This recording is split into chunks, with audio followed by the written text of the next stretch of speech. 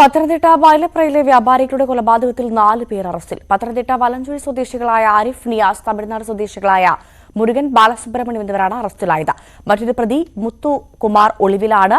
കഴിഞ്ഞ ശനിയാഴ്ചയാണ് വ്യാപാരി കടയ്ക്കുള്ളിൽ കൊല്ലപ്പെട്ട നിലയിൽ കണ്ടെത്തിയത്.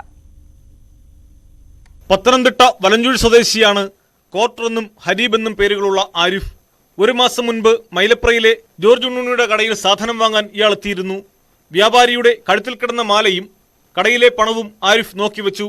തുടർന്ന് തമിഴ്നാട്ടിലെ ജയിലിൽ കിടന്നപ്പോൾ പരിചയപ്പെട്ട മദ്രാസ് മുരുകൻ എന്ന മുരുകനെ ഇക്കാര്യം അറിയിച്ചു. ബാലസുബ്രഹ്മണ്യനെയും മുത്തുകുമാറിനെയും കൂട്ടി മുരുകൻ പത്തനംതിട്ടയിലെത്തി കൊലപാതകം ആസൂത്രണം ചെയ്തു.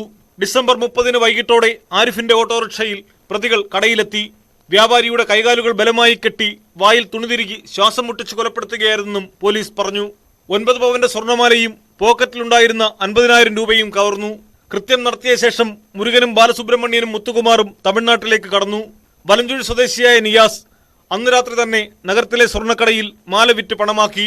സപ്പോർട്ട് എന്തായിരുന്നാലും ചിലപ്പോൾ ഒരു പക്ഷേ ഉണ്ടാകണം. കാരണം ഈ മാല ഒരു ഐഡന്റിഫിക്കേഷൻ വരാൻ ചാൻസ് ഉണ്ടെന്ന് എല്ലാവരും അവരുടെ ബന്ധുക്കളും എല്ലാവരും പറഞ്ഞു.